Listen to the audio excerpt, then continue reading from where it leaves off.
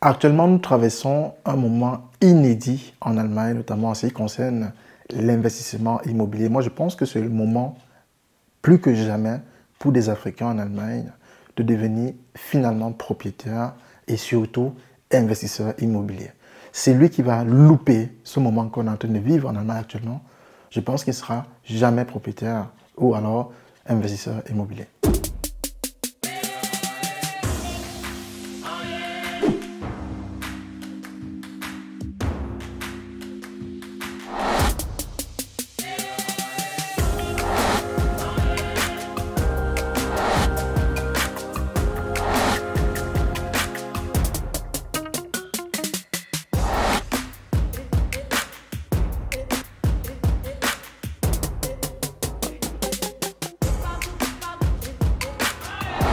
Salut, moi c'est Franklin et à travers cette chaîne, j'édifie la diaspora africaine en Allemagne dans des questions d'intégration, dans des questions d'investissement et dans des questions de business. Alors, si tu es en Allemagne ou alors si tu aimerais venir en Allemagne, je pense que tu es au bon endroit car à travers cette chaîne, tu vas apprendre beaucoup. Et à cet effet, tu dois simplement faire deux choses. La première, c'est d'abord de t'abonner pour ne plus rater de nombreuses vidéos qui apparaissent le lundi, le mercredi et le vendredi de 18 h à Berlin. Et la dernière chose à faire, c'est de partager simplement cette vidéo avec tes proches, avec tes amis, pour qu'ils puissent également tirer, n'est-ce pas, des informations et surtout en bénéficier. Dans cette nouvelle vidéo, je veux clarifier un point dans notre communauté. Parce que beaucoup de personnes m'écrivent en ce qui concerne l'investissement immobilier, mais ils ne sont pas toujours convaincus. Ils me disent, mais Franklin, mais non, les biens immobiliers sont non seulement chers, mais l'accès au crédit est également coûteux. Je pense que ce n'est pas le bon moment pour investir. Je vais réitérer ici que actuellement, ce qu'on vit en Allemagne, c'est le meilleur moment, plus que jamais, pour se lancer dans ce business lucratif. Et il y a des précautions à prendre dont je vais vous en parler dans cette vidéo, mais c'est une chose que vous devez non seulement vous intéresser, mais vous devez surtout acheter parce que la tendance est en train de changer. Avant le début de cette année, on était avec les taux d'intérêt autour de 4%. Actuellement, les taux d'intérêt sont en train de baisser. Et je vais vous expliquer pourquoi c'est mauvais maintenant que c'est en train de baisser. Ça sera peut-être plus compliqué pour ceux qui vont trop attendre. Il n'est pas question d'attendre beaucoup ici. Faites-vous accompagner. J'ai une formation d'ailleurs que j'ai mis à la disposition de la communauté déjà depuis plusieurs années et ça fait ses preuves. Je vais vous parler à peu près du bilan qu'on a déjà fait entre 2018 et 2023, ça fait déjà 5 ans. Donc, et vous qui me suivez depuis, vous savez, je présente toujours les acquisitions ici. Je présente également des acquisitions de mes élèves qui permettent que je filme parce qu'il y a des élèves également qui sont encore un peu réticents, ne veulent pas eux-mêmes témoigner en vidéo. Mais je pense que ce n'est pas une bonne chose parce que ça permet simplement aux autres personnes qui ont encore peut-être peur de se lancer. D'accord? Pourquoi c'est le meilleur moment, à mon sens, actuellement, de se lancer dans l'immobilier en Allemagne? On va commencer par le taux d'intérêt. D'accord? Puisque personne d'entre vous ici ne va, n'est-ce pas, acheter un bien immobilier cash, c'est pas intelligent, d'accord? Parce qu'on utilise le principe simple qu'on appelle OPM, donc Other People Money, donc l'argent des autres, pour s'enrichir. Bon, je ne vais pas m'attarder sur ce principe-là, mais on va commencer par le taux d'intérêt. Je pense qu'entre le milieu de l'année 2022 et maintenant, et décembre 2022, on était autour de 4% de taux d'intérêt. Ça faisait que si vous achetiez un bien immobilier, par exemple, qui coûtait 100 000 l'année passée, et que vous ajoutez le pourcentage de remboursement de crédit, ce qu'on appelle le Tilgung, on va se retrouver donc à 6% à peu près. Si vous faites 6% de 100 000, on est à peu près autour de 600 € que vous payez, n'est-ce pas, chaque mois à la banque. Alors, si vous voulez louer cet appartement et avoir un cash flow positif, vous devez le louer autour de 700 €, autour de 600 ou 680, quelque chose comme ça. Vous voyez que ça fait beaucoup. Or, avant cela, pour un même bien immobilier, qu'on achetait, n'est-ce pas, à 100 000, on avait un taux d'intérêt beaucoup plus bas, autour de 1,5%, autour de 1,2% par là. Ce qui faisait que 1,2%, en ajoutant encore 2%, donc à 3% à peu près, ça faisait ce que vous pouvez donc acheter un immobilier, certes moins cher en termes n'est-ce pas, de coût du crédit, mais le loyer également a un prix considérable. Maintenant, c'est que le prix de location va donc augmenter si on le prend comme ça. Premier élément. Maintenant, à l'heure que je fais cette vidéo, d'accord, on est autour de 3, je vais mettre ça ici. On est autour de 3,62% pour une traite de 10 ans, dans ce qu'on appelle Zinsbindung, ou alors 3,77% pour une durée de 5 ans. Donc, si vous prenez un crédit immobilier et vous fixez, n'est-ce pas, une échéance de 5 ans, vous allez payer 3,7%. Si on ajoute le remboursement du crédit dessus, on peut se retrouver à 5,67%. Si on prend 2%, si on prend 1%, on a 4,77% et 4,62% ici. Ça, c'est le premier élément d'abord qu'il faudrait d'abord comprendre. Alors, maintenant, qu'est-ce qui se passe ici sur les taux d'intérêt? C'est que quand les taux d'intérêt sont élevés, 4%, et la conjoncture actuelle, c'est que la banque est donc réticente. Du moins, elle était réticente. Plusieurs banques sont de moins en moins réticentes. Pourquoi la banque était réticente? Parce qu'on ne savait pas comment ça devait évoluer, puisque les taux d'intérêt avaient une tendance montante. Maintenant, on a une tendance descendante. Alors, quand c'est comme ça, qu'est-ce que la banque fait? La banque n'arrête pas de donner le crédit aux gens. Vous devez comprendre cela. La banque n'arrête jamais de donner le crédit aux personnes, parce qu'elle vit de ça. Vous comprenez? La banque vit du fait qu'elle prête aux gens, puisqu'elle gagne aussi dans les intérêts. Donc, elle n'a pas arrêté. Mais par contre, la banque a donc endurci les conditions de prêt, les conditions d'octroi de crédit. Elle a donc endurci cela. Et quand je regarde notre communauté, de façon grosso modo, elle est constituée en Allemagne d'une diaspora éduquée, d'une diaspora qui travaille, d'une diaspora qui a un revenu conséquent, qui peut donc profiter de cet effet-ci. Parce que la grande majorité de la population en Allemagne, plusieurs personnes en Allemagne n'ont pas la possibilité d'avoir du crédit, ils ne sont même pas dans ce, dans ce sillage-là, ne pensent même pas à se lancer en immobilier parce qu'ils ont connu une enfance différente, donc ce n'était pas les dada, quoi. Ils ont autre chose à faire, acheter une voiture, ainsi de suite. Alors, nous, qui sommes les privilégiés, notamment ceux qui ont fait des études ici, qui ont fait des formations et qui travaillent, ont des salaires, n'est-ce pas, conséquents, peuvent donc s'offrir ce luxe-là, puisqu'il n'y a pas beaucoup de personnes à qui on peut donner le crédit, peuvent donc profiter de la conjoncture actuelle. C'est comme ça que vous devez penser. Et dans cette conjoncture-là, attention, il y a également des choses à faire, attention, on va aller tout au long de la vidéo, mais c'est dans ce sillage, si vous pouvez profiter, parce que non seulement vous êtes des privilégiés à qui on peut donner du crédit, mais non, tout ce qu'il faut faire, c'est de bien acheter, c'est de s'assurer que vous faites un bon achat et que vous achetez par rapport aux conditions du marché actuel, sinon moins que le marché, ce que j'enseigne dans mes différentes formations. Si tu veux en savoir plus, tu peux m'écrire simplement à l'adresse franklin@réussirenallemagne.com et je pourrai également faire un échange avec toi gratuit de 30 minutes ou prendre simplement un rendez-vous avec moi en personne, face to face, juste en bas de cette vidéo. Alors, taux d'intérêt, on en a parlé. Maintenant, on va aller au niveau de la location. Comment est-ce que je rentabilise ce bien immobilier-là? Alors, j'ai le taux d'intérêt et je compte peut-être acheter un bien immobilier pour mettre en location, buy and hold. Pour acheter et louer, on va donc regarder la demande, d'accord? Puisque si vous voulez louer aux gens, il faut bien vous assurer, est-ce que le point dans lequel je compte acheter, est-ce qu'il y a une demande, est-ce qu'ils veulent, n'est-ce pas, louer les appartements.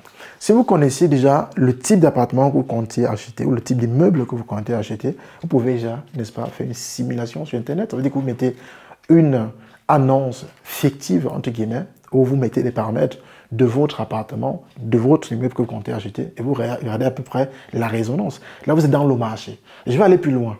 Vous savez ce qui s'est passé l'année passée, notamment en février, avec le conflit entre l'Ukraine et la Russie. Ça a poussé à ce qu'en Allemagne, il y a près de 1 million d'Ukrainiens qui sont arrivés. Plus d'1 million d'Ukrainiens qui sont arrivés. Aujourd'hui, on parle même de 1 400 000, 1 500 000. Mais officiellement, on est autour de 1 million, on voit plus. Alors, vous pensez que ces 1 million de personnes-ci vont rentrer tous dans leur pays? Moi, je ne pense pas. Et personne ne sait quand est-ce qu'ils vont rentrer, puisque la guerre continue. Vous avez vu les informations qui sont passées tout à l'heure avec l'Allemagne qui a décidé, n'est-ce pas, d'envoyer des éléments de guerre, d'autres pays également qui ont décidé d'envoyer des éléments de guerre là-bas. Donc, on n'est pas encore vers une tendance qui va à ce que la guerre termine. Ça veut donc dire quoi? Ça veut dire que déjà avant la guerre, il y avait déjà une grosse demande en termes d'appartements à louer, en termes de maisons à louer, avant la guerre. Alors, on a 1 million de personnes qui sont entrées, ça fait déjà 1 an qu'ils sont en Allemagne. Vous pensez que c'est 1 million de personnes qui avaient déjà des vies sur place chez eux, qui avaient, n'est-ce pas, une famille, une vie décente avec des familles, ainsi de suite. Parce qu'ils vont rester au camp de regroupement ou au camp d'accueil pendant longtemps? Non. Des personnes qui peuvent, n'est-ce pas, s'insérer, qui parlent jamais anglais, qui commencent déjà à travailler, vont chercher à avoir un appartement pour eux ou une maison pour eux-mêmes, d'accord? Soit acheter pour ceux qui avaient beaucoup d'argent, il y en a aussi plus qui avaient beaucoup d'argent, soit acheter directement, soit simplement louer un appartement décent pour vivre avec sa famille et les siens, quoi. Donc, voilà un effet qui va booster Quels paramètres à ce niveau-ci? Ça va donc booster la location. Et on parlait même de l'augmentation de location l'année passée déjà dans les journaux. Ça va booster la location parce qu'il y aura plusieurs personnes à côté de ce qui est déjà le cas. Si on veut ajouter encore 1 million de personnes à cela, ça va boomer. Je tiens à rappeler que le gouvernement actuel avait également utilisé un élément pour la campagne, c'était notamment de faire des logements, près de 400 000 logements. Pourquoi? Parce qu'il y a une demande cruciale en termes de logement. Je pense qu'avec ces éléments aussi, ça te permet de changer la façon de penser.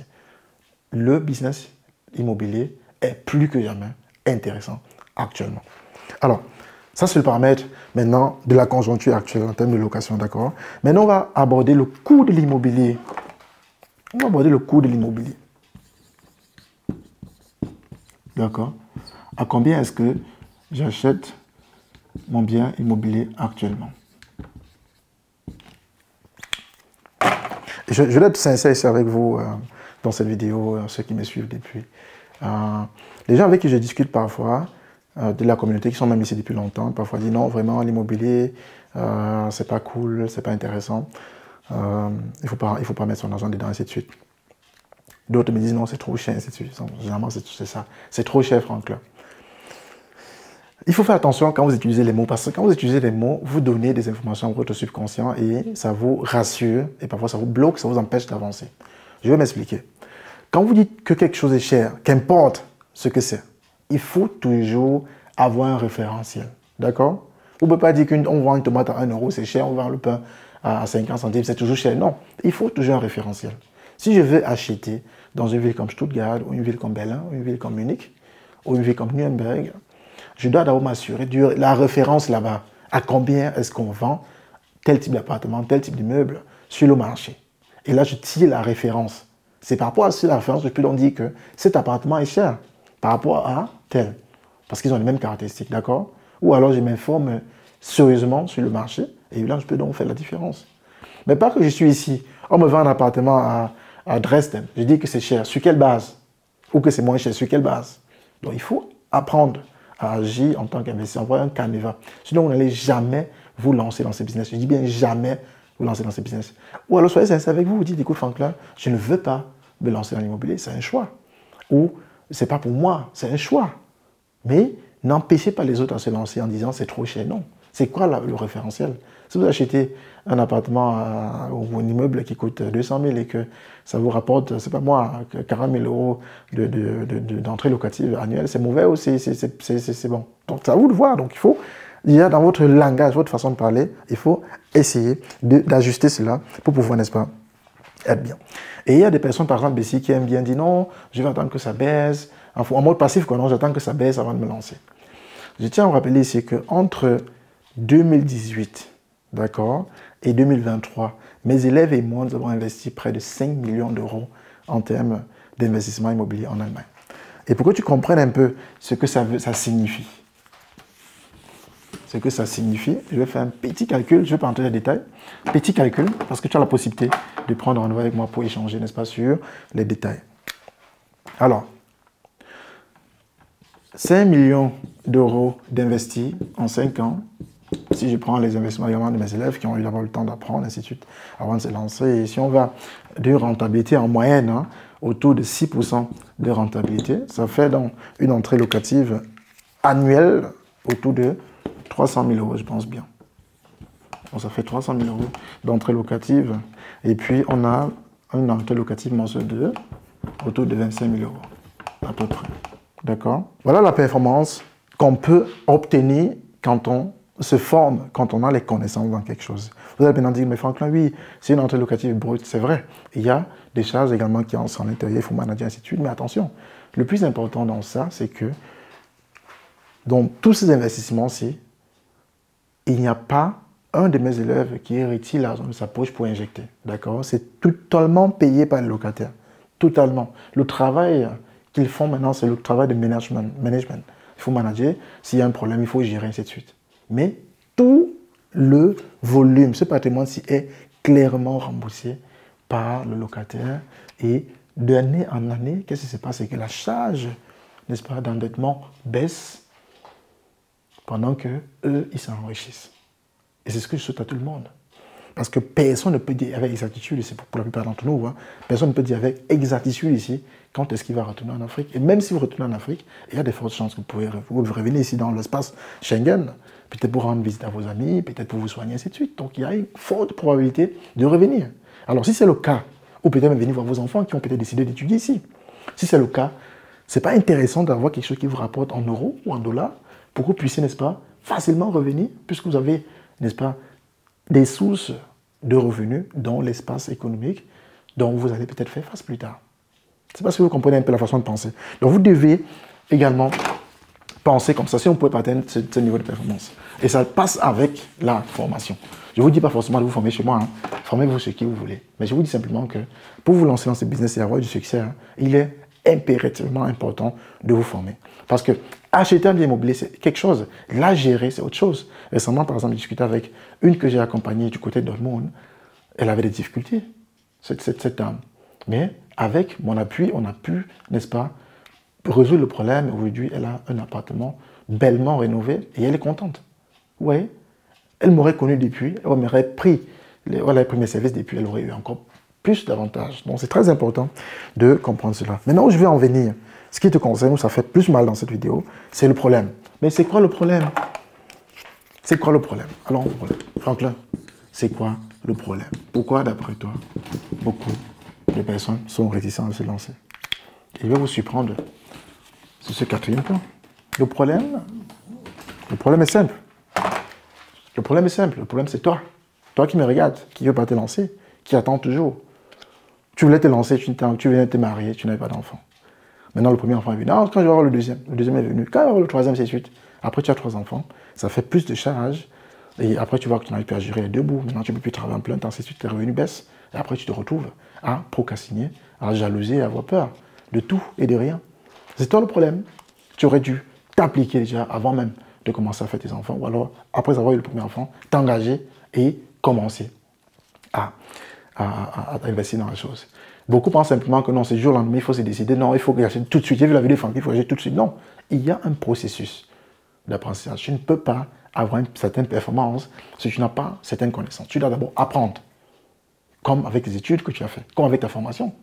Ce que tu touches aujourd'hui, si toutes les années d'études, là, depuis le primaire, hein, c'est ça qui te permet de toucher ce que tu touches aujourd'hui. Pourquoi avec l'immobilier, tu fais différemment? Non, tu dois passer par une formation. Sinon, tu as beaucoup de choses que tu ne vas pas comprendre et tu vas perdre beaucoup d'argent. Ce que je ne souhaite pas d'ailleurs. Donc, le problème, c'est toi. Et ensuite, dans ça, c'est que tu ne trouves pas de biens immobiliers actuellement sur le marché à ta guise ou comme ce que tu recherches parce que tu ne sais pas chercher. C'est simple. Où est-ce que tu as appris à chercher un bien immobilier sur le marché? Deuxième chose, tu achètes trop cher parce que tu ne sais pas acheter. Est-ce que tu sais comment on négocie un bien immobilier? Tu ne connais pas? Tu as appris où? Sur Internet? Ce n'est pas possible. Tu as eu à acheter? Non, pas du tout. Il faut aller vers les personnes qui ont déjà acheté plusieurs pour te dire comment tu vas faire ou les arguments que tu vas utiliser pour pouvoir réduire le prix du marché. Vous savez qu'en Allemagne, par exemple, si vous achetez un bien immobilier et que vous envoyez des prix farfelus, le marchand d'immobilier peut arrêter toute conversation avec vous. Vous savez que ça se passe comme ça en Allemagne parce qu'il va prendre ça comme un manque de respect à son égard. Donc, passe par une formation, fais-toi accompagner, tu auras des résultats. D'accord? Tu auras des résultats. Tu n'arrives peut-être pas à acheter parce que tu es dans la chauffe. Tu n'arrives pas à acheter peut-être parce que voilà, tu n'as pas d'économie. Mais c'est parce que tu gères mal ton argent. Il faut d'abord apprendre à gérer ton argent. J'ai promis cette année de vous apporter une formation sur la gestion de finances qui sera basée sur comment moi, je gère mes finances. D'accord? Je vais vous montrer pour que vous appliquiez la même chose, pour que ça fasse également la même chose dans vos économies, dans votre caisse, pour que vous puissiez, n'est-ce pas, enfin, être épargné sur le plan économique, sur le plan financier. Je vous ai promis cela. Il faut seulement que je trouve le temps pour monter la formation. Et je vais vous en parler au moment venu. À la fin de la journée, c'est que le problème, c'est toi. Le problème n'est pas la guerre qui s'est passée en Ukraine, non. Parce que le bien immobilier reste toujours intéressant depuis la nuit des temps. Avant qu'on arrive en Allemagne, c'était toujours intéressant. Quand le taux d'intérêt était plus élevé que cela. Maintenant, ce qui risque de se passer, c'est que si les taux d'intérêt baissent maintenant, on va se retrouver à la situation qu'on était il y a peut-être 5 ans, peut-être 4 ans. Il y aura encore une multitude de personnes sur le marché qui voudront avoir du crédit pour acheter des biens immobiliers. Et qu'est-ce qui va se passer? Les biens immobiliers vont devenir encore plus chers. D'accord? Et là, tu vas encore dire, ah, c'est encore plus cher, j'attends encore. Pour que ça se répète, moi, je pense que ce n'est pas sérieux.